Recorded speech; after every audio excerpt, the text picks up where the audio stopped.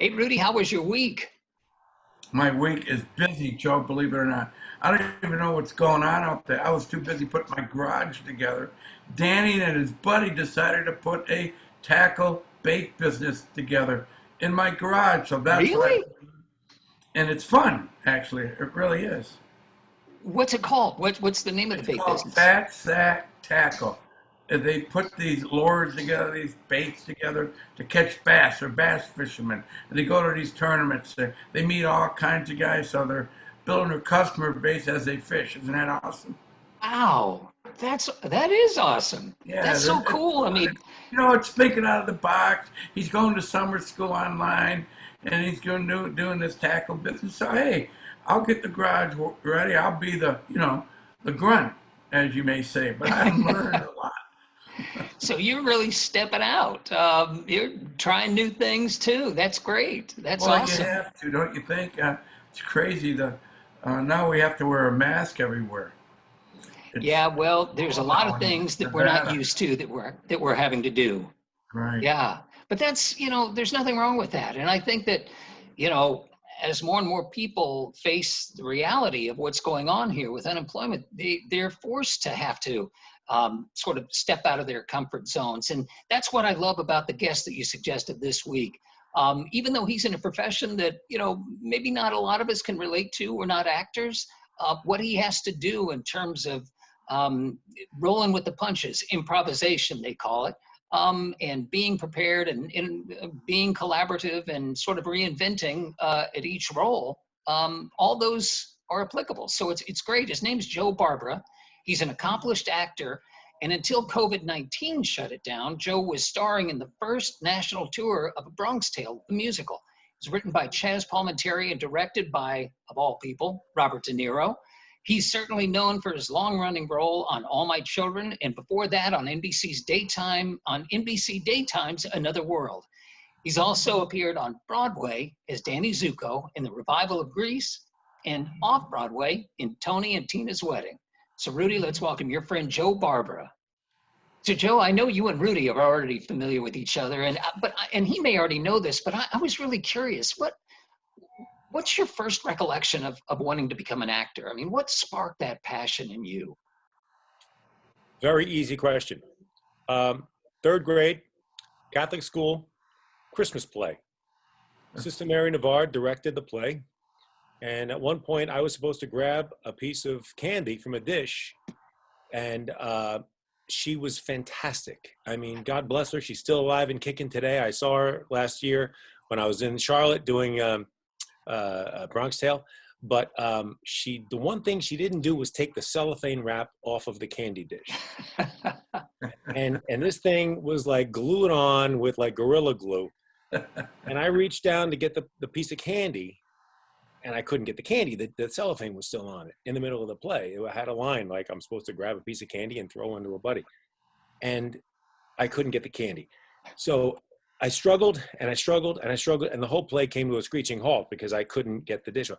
But the laugh grew and grew and grew Oh, I and grew. see. And as I'm doing it, I'm realizing like the more I struggle with this, the funnier it's becoming. And it dawned on me like this could be pretty cool.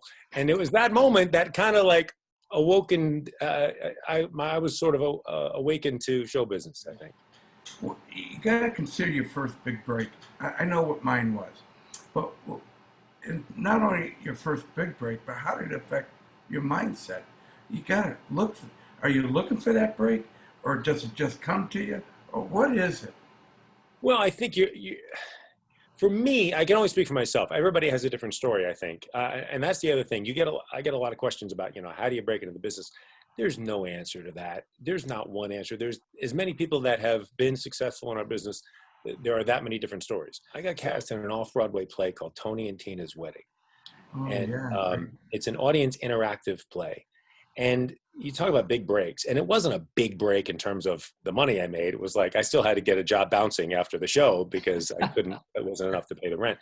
It wasn't a big break that way at all. But the people that I worked with at the time were really, really talented, and they taught me so much. And it was an improvisational show. So you really got to play the character, and you had to be so immersed in believing your circumstances that you could say anything. You could really improv as this character. And it taught me so much about acting, about being a professional, about dealing with anything that came at you, and in so many different ways, people changing lines, or some new idea comes at you and you have to run with it. And it was really, I would say, that changed everything for me. And when I did that show, I realized, like, wow, I could be good at this. And because the people around me were so good, and you had to rise to that level. It was really a matter of, you couldn't be the weak link in the chain. And I didn't want to be the weak link. So it just, the caliber of talent made everybody better. Kind of like Michael Jordan in basketball. You know what I'm saying? Like, he was that good, and he made everybody around him better. What I was curious about is your first Broadway lead role was an iconic role, Danny Zuko. Yeah. I mean, how did you prepare yourself for such an iconic role? How did you go in there to try and make it yours? And at the same time you answer that, I got to know, what's that experience like of opening night on Broadway? There's so much I could say about what you just asked, but I'll leave part of it. How did I go about making it my own? Well, I understood something, and I think it was the right call.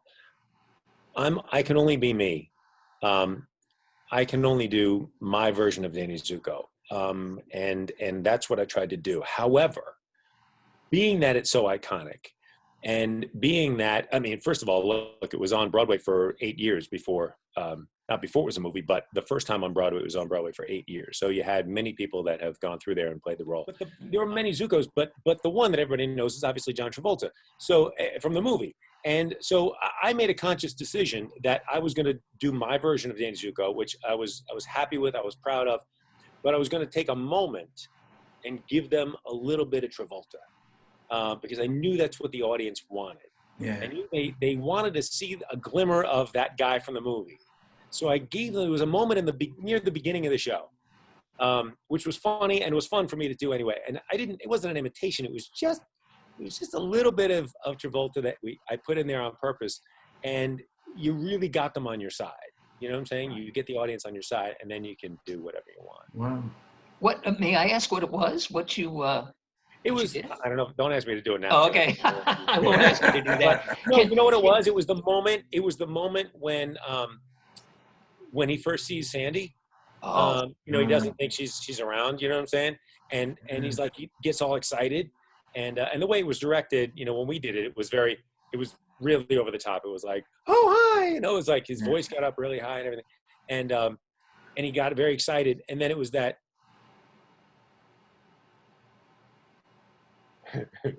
it was that look behind him, to see the guys, and the guys like, and it was that look back at her, like that laugh, to sort of pass it off laugh, that kind of thing. Mm-hmm. It was just that little, it was one of those deals. I can't do it now. Yeah. But that was that moment when he turns back around and sees her, and then acts really cool.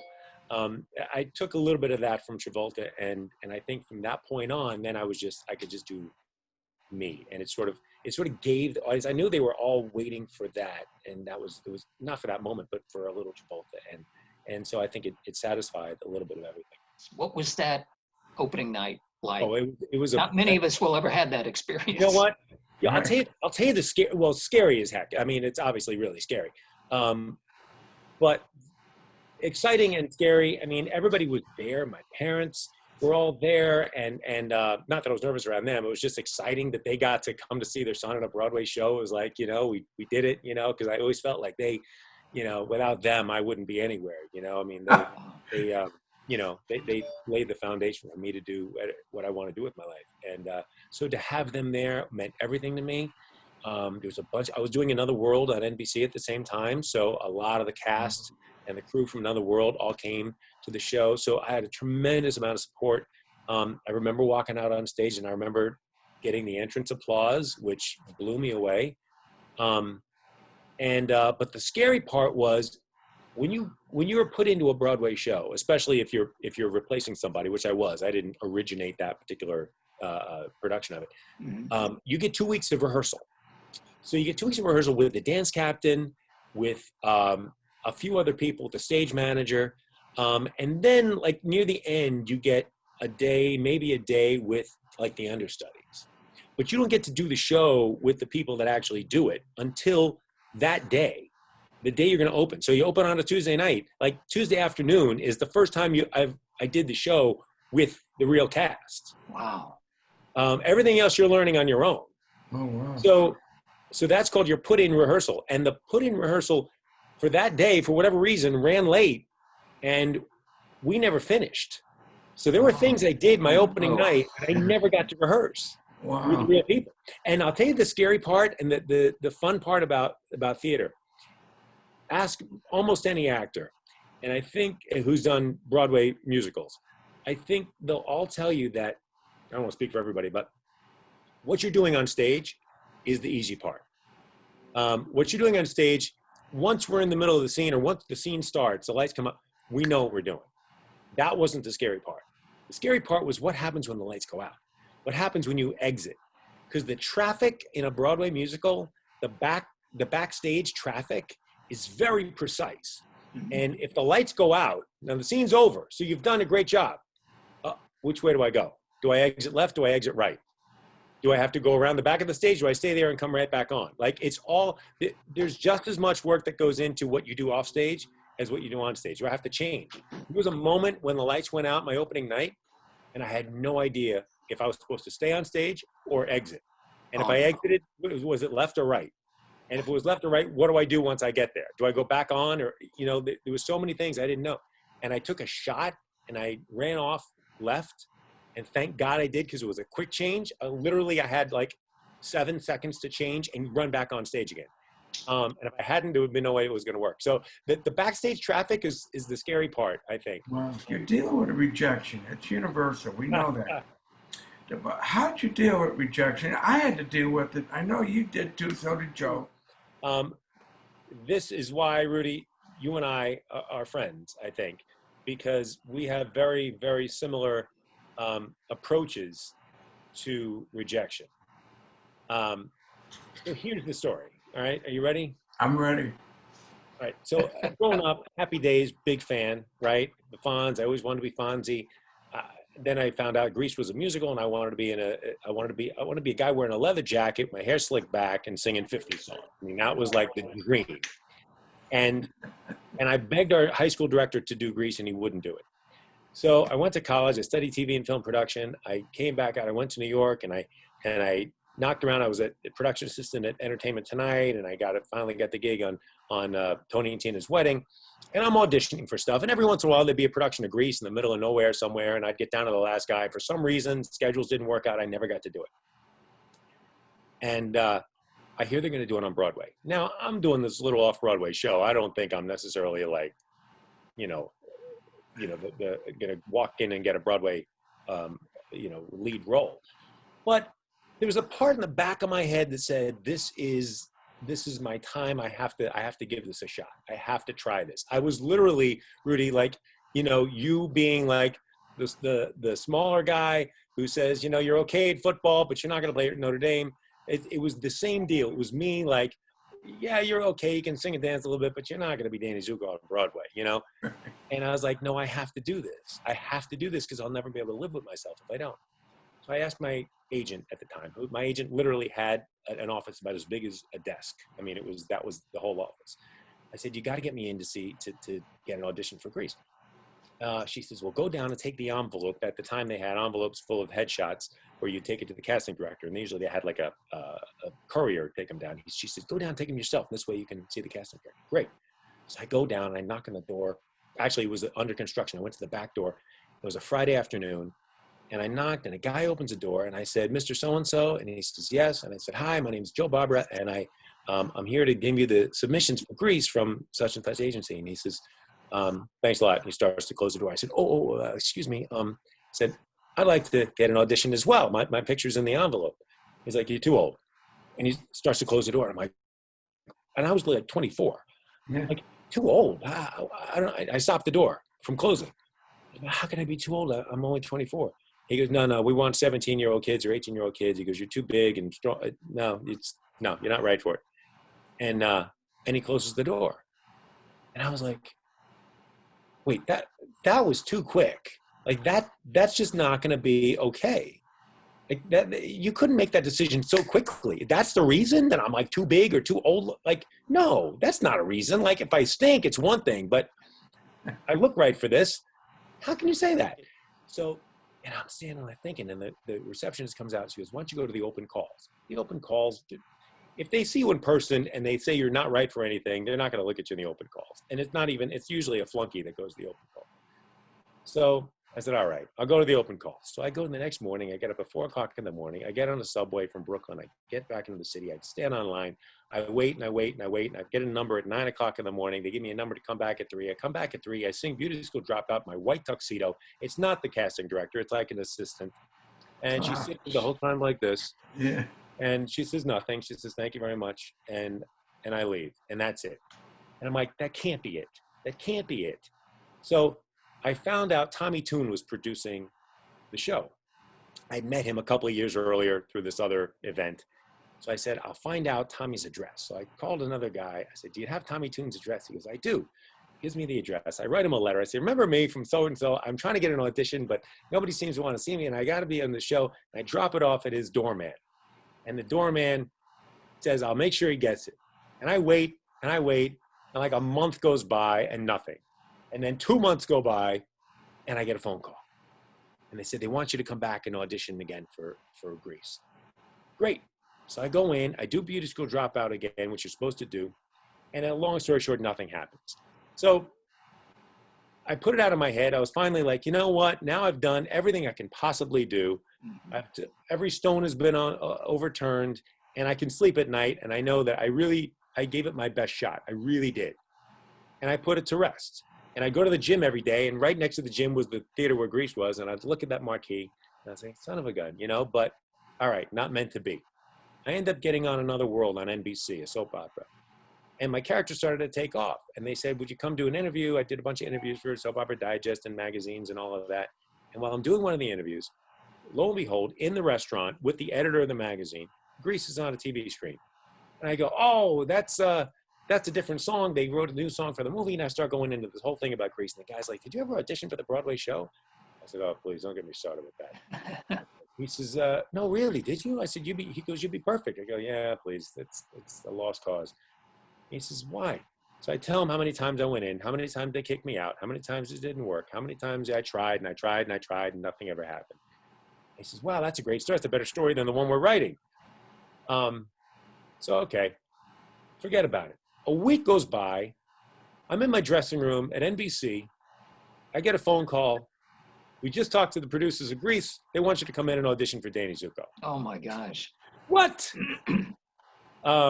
And it turns out that the editor of the magazine had a conversation with somebody. He worked in the production office. He said, who we keep throwing out? Wow. And this guy, they could put the TV on and they'd see him. That guy? Yeah, he'd be great. Bring him in. And son of a gun. You know what, Joe? You're talking about something so dear to me because it's people. I know, Rudy. I mean, we have that connection. It's because you know what it is? To answer the question, I'm sorry to cut you off, but you do the same thing. Yeah. If you really believe something, you just don't see the obstacle. There's an obstacle, you just go over it or through it or around it. If you believe in it, like there's nothing that should stop you. It's not like this tenaciousness. It's really just the only thing you know.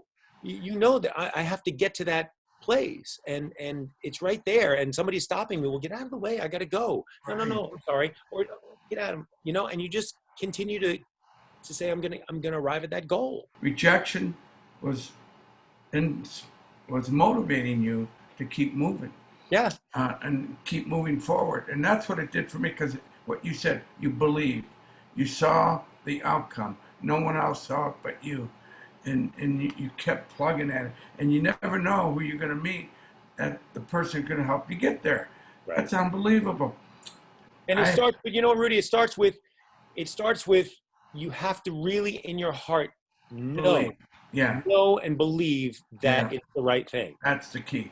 Yeah. Rudy and I have talked about that periodically. The word no has become an acronym. or next option. Ah, Just okay. keep going. Just keep persevering. Yeah, Right. absolutely. But In it's fact, that belief. It's that belief, that feeling you have. And they can't steal that from you. They Right. right. can't. Well, I Yeah. was going to say the only thing that's really stopped any of us, it seems, is COVID. Right. Which is what stopped your Right. national tour of A Bronx Tale, the musical. Yeah. What an incredible, incredible experience that must have been. I mean, written by Chaz Palminteri, directed by none other than Robert De Niro and Jerry Zaks. Again, looking at you and your career, but its applicability to so many other careers, and the fact that you find yourself working with such an accomplished group of professionals that can either intimidate you or it can inspire you. So, would you talk about that experience? What did it do for you? Did it intimidate or inspire or both? Probably. Well, both, but at different times. Mhm. So the scariest, the most intimidated I was, it's going to sound weird. So I was in Las Vegas when I got the call to audition for A Bronx Tale. So I didn't get to come in person and audition in person in front of everybody. I had to put myself on tape. So I put myself on tape in Las Vegas. And after I sent the tape, I realized that Robert De Niro would be looking at the tape.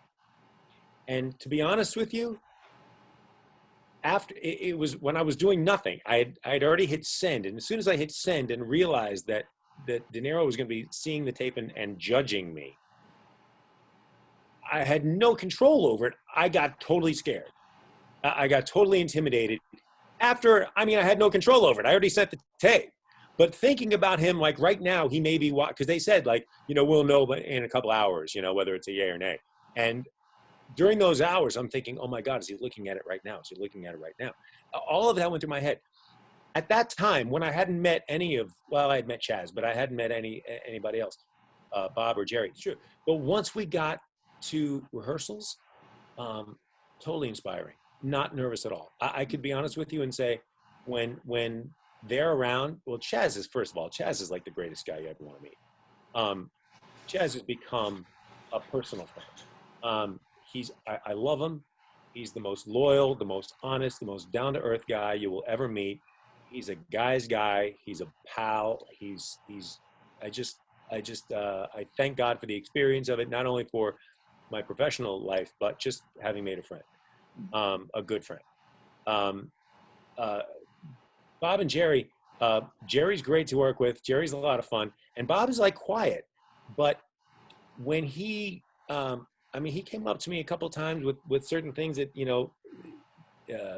feedback, and it really is fun. It's exciting. I wasn't intimidated at all once we were in the room. I was more intimidated before I ever met him. And once he was there, I can email him now and say, hey, we're going to do this thing. Can you take a look at this? Or, and he emails back immediately. I feel like we have a good relationship. And I feel like they saw so many people that if you were in the room with those guys, you had already gained their trust. That lesson that you learned, that's applicable to anybody. Once you're in the room, then it's important to have the confidence to know that you're supposed to be there. You belong. Well, he had the confidence, but you got to get the people who believed in him, and that's where the confidence really, really took off. Like if I didn't have that one coach at Notre Dame that would give me the confidence, I probably would have quit. Right. I needed that one guy. We need those mentors. We need those people that keep pushing us forward. Because if somebody believes in you, then there's no reason why the other people don't believe in you. If nobody does, it's like, well, you don't care what they think. Right. Because this guy's got your back, and he's going to push you forward. And he just happens to be the guy who knows what he's doing. Yeah. Well, Joe, it's all about showing up. It's all about rolling with the punches, improving, as you said, being prepared, listening, and being willing to collaborate. Those are all great applicable lessons, whether you're pursuing an acting career or a career in the corporate world. So we really appreciate you sharing your experiences here with us Oh, today. it's been fun. It's been my pleasure. Yeah. That was exciting. Boy, you and I we can relate every step he was talking about. Boy, if you and I haven't been rejected and stepped out of the box, and we had to be a little bold like you were, and I had to be a little bold just like he was. We had to do our improv, but it worked. Yeah. And you never know who would get us there. Common, ordinary people. You just don't know. That's what I loved about his story too, was where he talked about, he kept bringing up different people, and then that person introduced him to somebody else, and that person to somebody else, and it was exactly your story. And your story too. Well, the letter writing is what I related to when he said he wrote to Tommy Tune, and I took a leap and wrote to Walter Cronkite. Stallone. I'm sorry? I'll never forget my letter to Stallone when he wrote me back, "It's not my cup of tea." Well, Yeah. we ended up as somewhat friends after that years later. So you just never know. Yeah, It's all that's timing, true. and I love it. I just love the interview. I connected with. Really, Joe. I think you and I really connected to what he was saying. Yeah, no question about it. And we hope you found inspiration in it and some insights. He had some good tips. Listen, we're always interested in hearing your story. So please, as usual, write to Rudy at riseabovewithrudy.com. Share your story and do us a favor, share this podcast with your friends and hit that subscribe button. It really does get the word out. So Rudy, until next time. Hey, till next time, Joe, keep that smile, buddy. When I see you smiling, it gives me that energy. Thank you very much. You too. I'll see you, Rudy. You bet.